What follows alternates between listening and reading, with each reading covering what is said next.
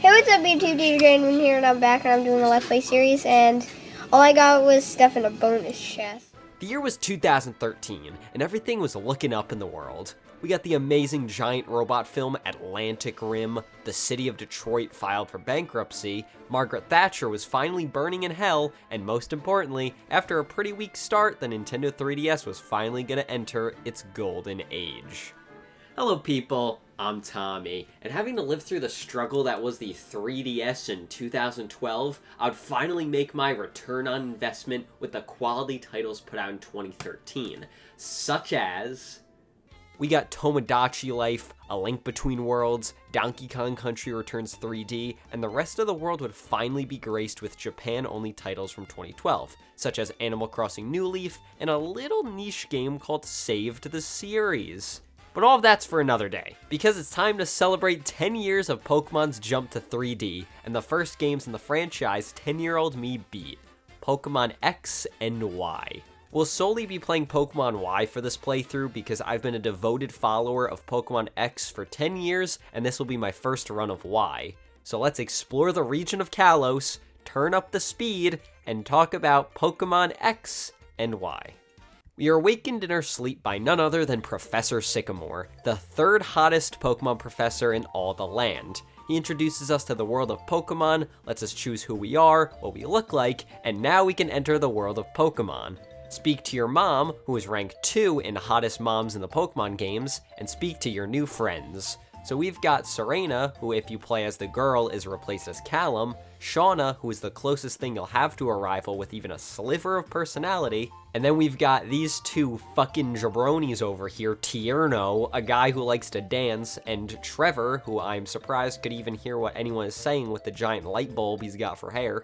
This is truly the point where the whole rival who's your friend thing became solidified. We've gotten them since Generation 3, but they really went big on that trope here.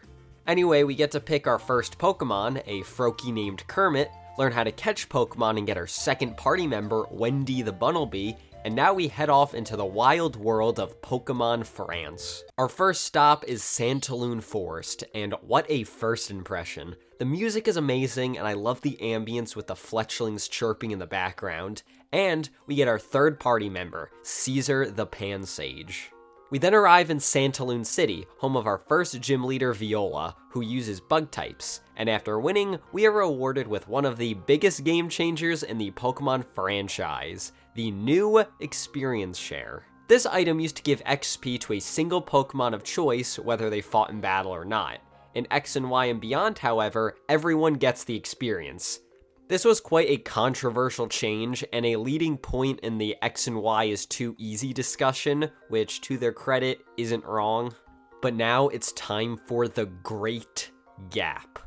You see, the Great Gap is the name I'm giving to this point in Pokemon X and Y's progression where there's a huge gap between the first and second gym. So let's speedrun the Great Gap in its entirety.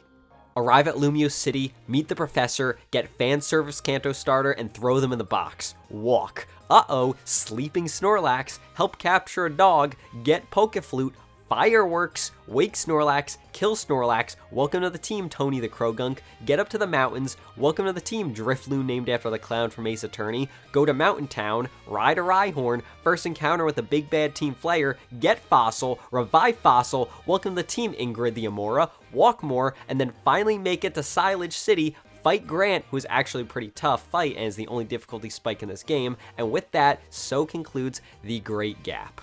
Did you catch all that? Because none of it will be on the test because it was all completely forgettable. At this point, the game now becomes incredibly straightforward, as gym leaders now appear incredibly frequently and there's only minor deviations to do big bad Team Flayer business. But this city also gives us the bicycle, which means now you can listen to the best song in the whole game, which you'll barely be listening to because the roller skates are way more convenient to use. Thanks for that, Game Freak. You run over to Geosenge Town, encounter a girl named Karina who has 2 Lucarios and is the next gym leader. So go through this crystal cave, go to Shalor City, fight Karina, and then wield the almighty power that is Mega Evolution, which is by far the best gimmick in the entire series. I will never forgive Game Freak for not making this a staple mechanic. I love this idea so much, and it's the reason why my competitive Pokemon history peaks during Gen 6 and then falls like a brick after Gen 7. But ironically, due to the team that I assembled, I will not be using Mega Evolution once in this playthrough.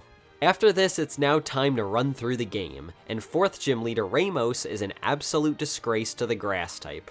I would love to make a video in the future licking the boot to my favorite Pokemon type. We've got many great Grass type reps before and after this, like Buff Guy, Edgy Guy, Soup Girl, Stoner Girl, all incredible Grass type trainers, and this old geezer had to ruin everything. I hate you, Ramos, but at least you're the easiest fight in the game, so I don't have to waste my time in this embarrassment of the Grass typing any longer.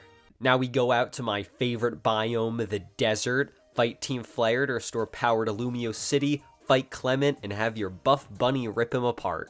Go through the worst biome, the swamp, arrive at the fairy-type gym and defeat the creepy I can speak to Pokemon lady, and then ruh-roh, the Pokeball factory's in trouble. Stop Team Flare! Again! You get the catch box art legendary ball, then make it to some snow area to save a Mamoswine from guess who? Team fucking Flare. And then you arrive in Psychic Lady Town to fight the Psychic Lady. And then, oh shit, it's climax time! Team Flare finally has the ability to unleash the power of the ultimate weapon that ended a Pokemon War centuries ago. Interesting tonal shift, but hey, after the slog this game had become after the 5th gym, I'm just glad we're getting something.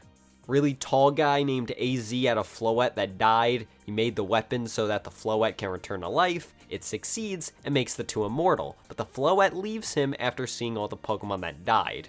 We then arrive back in Geosense Town to confront the big bad Lysander, a guy I completely forgot to mention because he was too boring to bring up before. We make it to the power source where it's revealed to be the Pokemon of Death Yveltal, so we throw the box art legendary ball and capture it. Oh yeah, and then Lysander leaves or dies or some shit, I don't care. Back to the boring slog. Snowbelle City. The gym leader ain't there, so we have to go into the forest where children get lost and turned into Phantoms go, find the Pokemon village, tell the asshole to get back to his job, fight the big Iceman, and now it's time for the road to the Pokemon League. Run through Victory Road, and now we're here at the Pokemon League. We fought long and hard, and our team is strong. It's time to fight the toughest trainers in the land. Okay, well now it's time to fight the champion Diantha, the greatest, most powerful...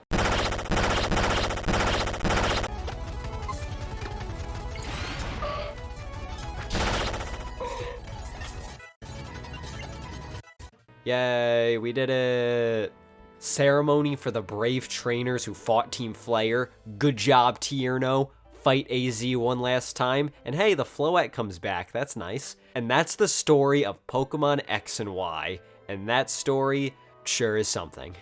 I know I seemed very sarcastic and negative about the story, especially near the end, because at that point I wanted the game to be over, but building up my team of misfits and having them absolutely obliterate the Pokemon League is the best feeling you can have with a game as easy as this. And you do also unlock the Friend Safari, which is the place I got my first ever shiny Pokemon, a Stunfisk that I still have and cherish to this day.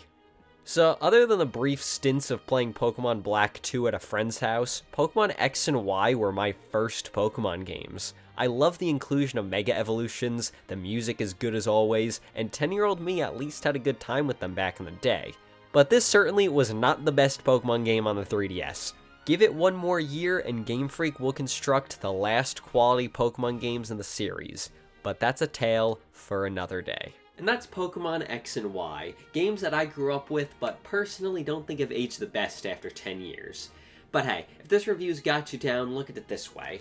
Pokemon X and Y are your annoying middle school years, Pokemon Omega Ruby and Alpha Sapphire are you peaking in high school, Pokemon Sun and Moon are your college years where you don't go to parties, but you start drinking by yourself, and Pokemon Ultra Sun and Ultra Moon are you dying at 35 due to a heroin overdose.